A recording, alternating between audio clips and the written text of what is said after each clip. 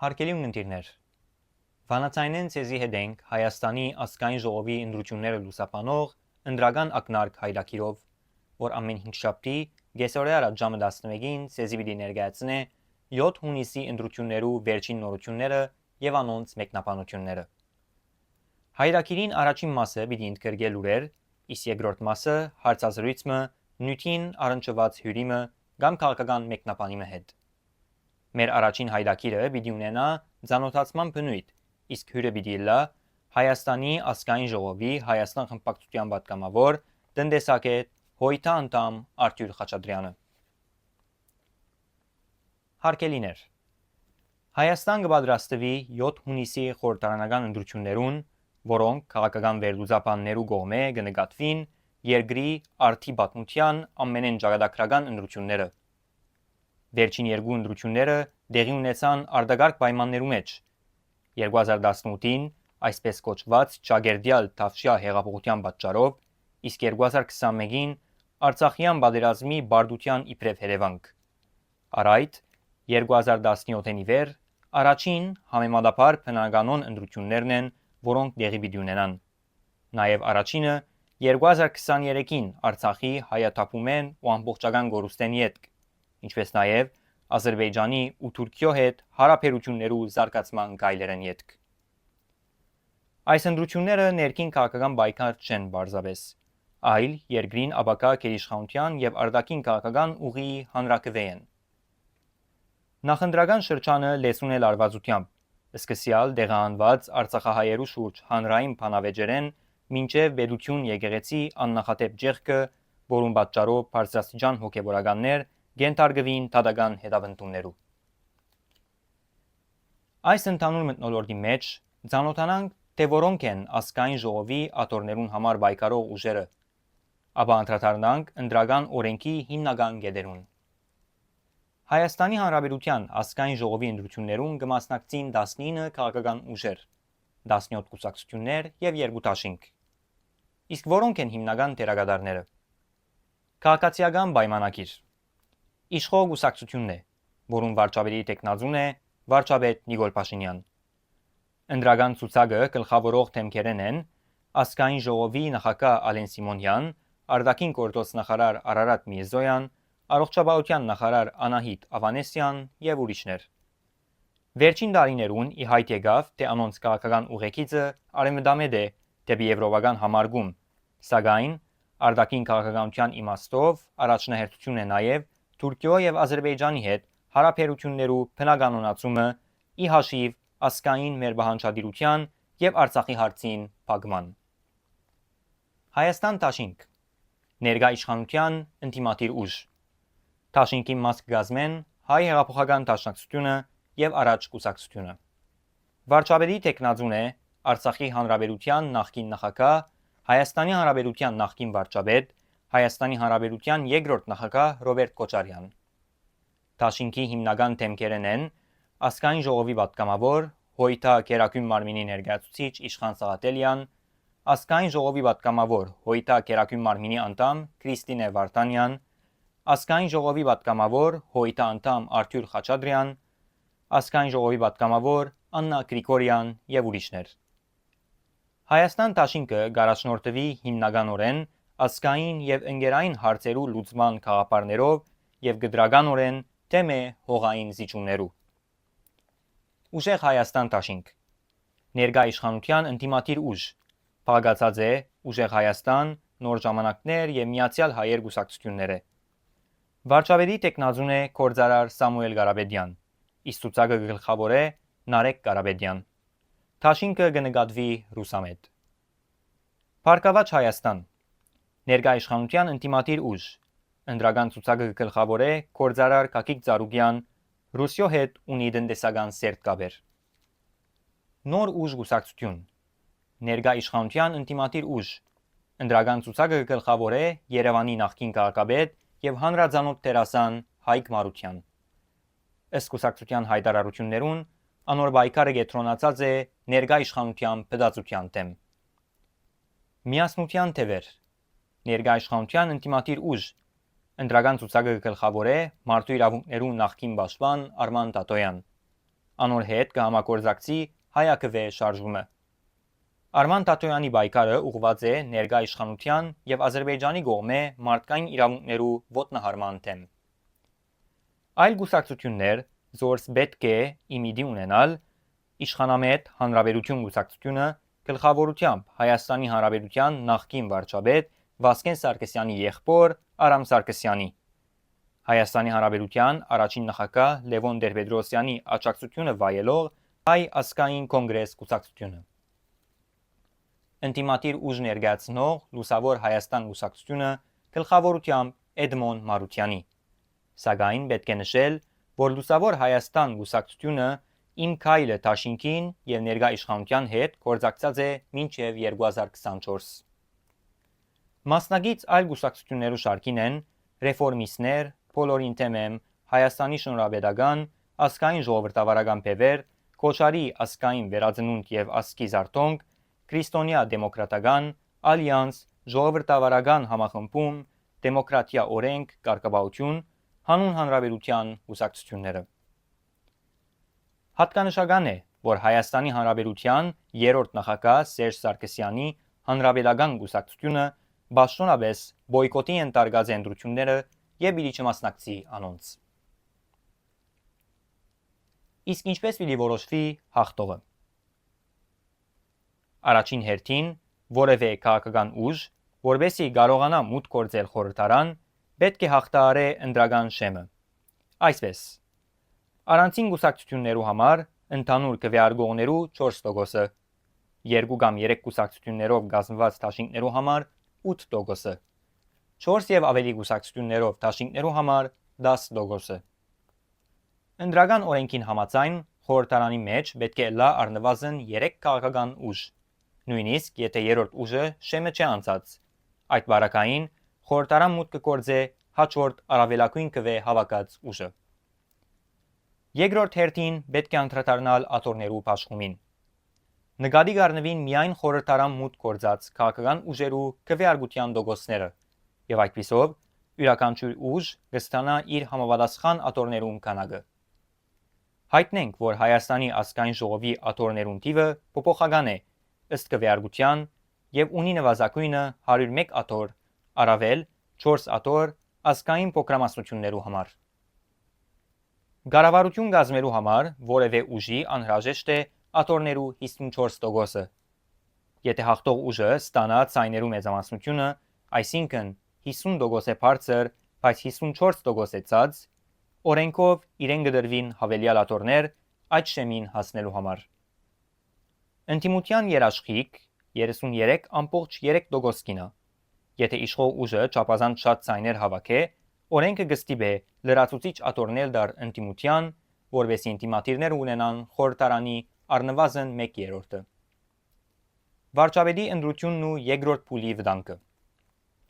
Հայաստանի մեջ վարչապետը կընտրվի խորհրդարանի գայուն մեծամասնության կողմէ,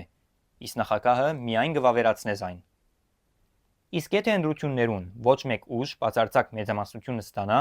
եւ կուսակցությունները 9 օրվան ընթացքին չգարենան համաձայնել եւ կառավարական դաշինք կազմել, ապա օրենքը ինքնաբերաբար կնախադեսե անցնել երկրորդ փուլի։ Երկրորդ փուլը դեղի կունենա 28 օր ետք, անոր կմասնակցին միայն առաջին երկու դեղերը գրաված ուժերը եւ հաղթողը կստանա 54% գայուն մեծամասնություն կառավարություն կազմելու համար։ Սիրելի ունկնդիրներ, ընտրական ակնարկ հայտակիրով ցեզի ներկայացուցինք 7 հունիսին Հայաստանի Հանրապետության ազգային ժողովի ընտրություններու մասնակից ուժերը եւ ընտրական օրենքները։ Այժմ պիտի անցնենք մեր հարցազրույցի բաժինին եւ Հայաստանեն արցանց մեզի պիտի միանա Հայաստանի ազգային ժողովի Հայաստան խմբակցության պատգամավոր տնտեսագետ Հոյթայի անդամ Արտյոմ Խաչատրյանը։ 7 հունիս 2026-ին Հայաստանի մեջ տեղի պիտի ունենան ազգային ժողովի ընտրությունները։ Այս ընտրությունները կհամարվին վճռորոշ երկրի քաղաքական ուղղության, անվտանգության, տնտեսական զարգացման եւ արտաքին հարաբերություններու տեսանկյունեն։ Ընտրությունները տեղի կունենան բարդ տարածաշրջանային պայմաններու մեջ, երբ կշարունակվին Հայաստանի արտաքին կողմնորոշման քննարկումները եւ անվտանգության մարտահրավերները։ Այս ընտրություններուն մասնակցող հիմնական ուժերը մեկն է Հայաստան դաշինքը, որում մաս կկազմի նաեւ հայ հեղափոխական դաշնակցությունը։ Դաշինքը ունի բազմավոլորդային ծրագիրներ, այսօր պիտի անդրադառնանք անոր ընդհանուր տեսլականին։ Այս առիթով մեզի հետ է Հայաստանեն առցանց միացած Հայաստանի Հանրապետության ազգային ժողովի Հայաստան խմբակցության պատգամավոր տնտեսագետ եւ ՀՅԴ անդամ Արթուր Խաչատրյանը։ Բարև ձեզ։ Բարև ձեզ։ Գուզենք հայտնել նախ, որ այս վերջին շաբաթվան ընթացքին արդեն իսկ սկսած են քարոզարշավները Հայաստանի մեջ։ Ընդհանուր ձևով ինչպես կրնակ ներկայացնել առաջին շաբաթը, ինչպեսի արձագանք կծկե ձեր այցելությունները տարբեր մարզերու կամ տարբեր շրջաններու մեջ։ Այո, պաշտոնապես ընտրարշավը սկսել է մայիսի 8-ից, այսինքն արդեն մի շաբաթ է լրացավ, սակայն ցանկացած քաղաքական ուժ պատրաստվում է հաջորդ ընտրություններին, նախորդ ընտրությունների հաջորդ օրվանից։ Այնպես որ մենք միշտ այցելել ենք մարզեր, հանդիպել ենք մեր ընտրողների հետ, հանդիպումներ ենք ունեցել Երևանում, տարբեր հաստատություններում, կապ ընտրողների հետ երբեք չենք ընտրել եւ չենք ասել դե լավ, մեզ մոռացեք, մենք 5 տարի հետո նորից կգանք։ Ինչ վերաբերում է ձեր հարցին, այո, մենք արդեն ունեցել ենք այցելություններ մարզեր, Գեղարքունիքի մարզ, Տավուշի մարզ, Կոտայքի մարզ, Արարատի մարզ տարբեր խմբեր են այցելել, շաբաթ եւ կիրակի դարձյալ այցելություններ կլինեն այդ մարզեր։ Ընտրությունները բավականաչափ ջերմ են, մենք ունենք մեր աջակիցներին, թե քաղաքային համայնքներում, թե գյուղական համայնքներում, մարդիկ մոտենում են, հետաքրքրվում են, որոնք են մեր առաջարկները, իրենց աջակցությունն են հայտնում եւ հույս են հայտնում, որ հունիսի 7-ին մենք վերջը կկարողանանք շրջել մեր պատմության այս խայտառակ էջը, կկարողանանք կասեցնել այն անկումը, որի մեջ Հայաստանը հայտնվել է, երբ Նիկոլ Փաշինյանը ստանձնել է երկրի ղեկավարումը եւ կկարողանանք նոր հաջողություններ արձանագրել։ Մարդկանց բնականաբար ամենաշատ հետաքրքրում են անվտանգային խնդիրները, խաղաղության հարցը եւ նաեւ տնտեսական եւ ընկերային դժվարությունները, որոնք մեր հայրենակիցների մի շատ ստվար զանգված ամեն օր առնչվում են որոնց հետ։ Իսկ այս քարոզարշավի ընթացքին բարձ դարձավ, որ առաջին շաբաթին իսկ բավական լարվածություն ստեղծվեցավ որոշ ինտիմատիր ուժերու եւ իշխանության միջև։ Ինչ Ցավոք սրտի մթնոլորտը, որով անցնում է ընտրալ պայքարը, ընտրարշավը շատ լարված է եւ այստեղ երկու հանգամանք կա, որոնց մասին ես կցանկանայի շատ հստակ արտահայտվել։ Առաջինը Նիկոլ Փաշինյանը Հայաստանի Հանրապետությանը հայ ժողովրդին պահում է վախի եւ ուրեմն ահաբեկվածության մթնոլորտում, սպառնալով եւ մարդկանց blackmailing-ի ենթարկելով, որ եթե հանկարծ ընտրությունների ժամանակ Նիկոլ Փաշինյանը չվերարտադրվեց, Նիկոլ Փաշինյանը մնաց որպես վարչապետ, ապա Հայաստանին սպառնում է պատերազմ։ Այսինքն չկա ազատ ընտրություն, ինքը փորձում է մարդկանց վախեցնել, կամ Նիկոլ Փաշինյան, կամ անկախ Հայաստան։ Իրականում դա այդպես չէ։ Նիկոլ Փաշինյանը ինքն է պատերազմի պատճառը եւ առիթը, իսկ հիմա ինքը հասկանալով, որ Հայաստանի ներսում ինքը չունի աջակցություն, փորձում է մեր բնակչությանը սպառնալ, մեր հայրենակիցներին սպառնալ, որ իր եղբայր Ալիևը պատերազմով կգա իրեն օգնության։ Դա այդպես չէ։ Նիկոլ Փաշինյանը, կրկնում եմ, քանի կա ինքն է պատերազմի դուռ բացողը, եւ երբ Հայաստանում ընտրություններով փոխվի իշխանությունը եւ ստեղծվի ամուր ազգային իշխանություն, ապա Ադրբեջանի պատերազմական սպառնալիքների էջը մենք կկարողանանք փակել ճիշտ այնպես, ինչպես փակել էինք Արցախյան առաջի պատերազմից հետո։ Մյուսը ներքին լարվածության աճն է։ Նիկոլ Փաշինյանը, տեսնելով, որ իրական որևէ առաջարկություն չունի մեր ժողովրդին, դարձյալ հագել է ընդդիմադիրի իր զգեստները եւ վարում է ճիշտ նույնպիսի ընտրապայքար, ինչպես անում էր դեռևս ընդդիմադիր եղած ժամանակ, սպառնալիքներ, հիստերիկ գոռում-գոչյուններ, իսկ արդեն 2 օր առաջ մենք տեսանք, որ ինքը իջել է ուղղակի փողոցային հայհոյանքների մակարդակի, որոնք հարիր չեն որևէ քաղաքական ուժին եւ ընդհանրապես առավելապես հարիր չեն իշխանության ներկայացուցիչներին։ Ինքը փորձում է երկրում լարվածությունը մեծացնել, գնալ այս ուղղակի փողոցային հայհոյանքների, փորձելով արժեզրկել ընտրությունների գաղափարը, որ մարդիկ ասեն, դե սա ինչ խուլիգանություն է, սա ինչ փողոցային բառապաշար է, մենք չենք ուզում մասնակցենք որևէ նման միջոցառմանը, որովհետև ինքը գիտի, որ եթե շատ մարդ մասնակցի ընտրություններին, ապա ինքը հաղթելու որևէ հնարավորություն չի ունենա։ Իսկ մենք գիտենք, որ 19 խմբակցություններ թիմաձեն ընտրություններու իբրե մասնակցության համար։ 19 կուսակցություն եւ դաշինք, Այ ավելի ճիշտ 2 դաշինք եւ 17 կուսակցություն։ իսկ ներկայացնելու համար հիմնական ուժերը, ինտիմատիր ուժերը, որոնք են, որովհետև այսօր Նիկոլ Փաշինյանը գարձեմ երեգեր կամ արջի օր հայտարարություն ըրավ, որ 3 ուժեր կան, որոնք կփորձեն իր թեմ ելնել հիմնականորեն։ Որոնք են հիմնական ինտիմատիր ուժերը։ Իրականում իր դեմ պայքարող շատ ուժեր կան, բայց ինքը պատերազմի եռագլուխ կուսակցություն ասելով ի նկատի ունի Հայաստան դաշինքին, ներառյալ Դաշնակցությանը, ուժեղ Հայաստան դաշինքին, որը ղեկավարում է Սամվել Կարապետյանը, եւ Գագիկ Ծառուկյանին, Բարգավաճ Հայաստան կուսակցության ղեկավարին։ Իրականում պատերազմի եռագլուխ դևը Նիկոլ Փաշինյան, Ռեջեփ Թայիպ Էրդողան եւ Իլհամ Ալիևն են, որովհետեւ ան երկուսը սպառնում են պատերազմով, իսկ այս երրորդը ասում է վայ մի դիմադրեք, ձեր ազգային շահերին հետամուտ մի եղեք,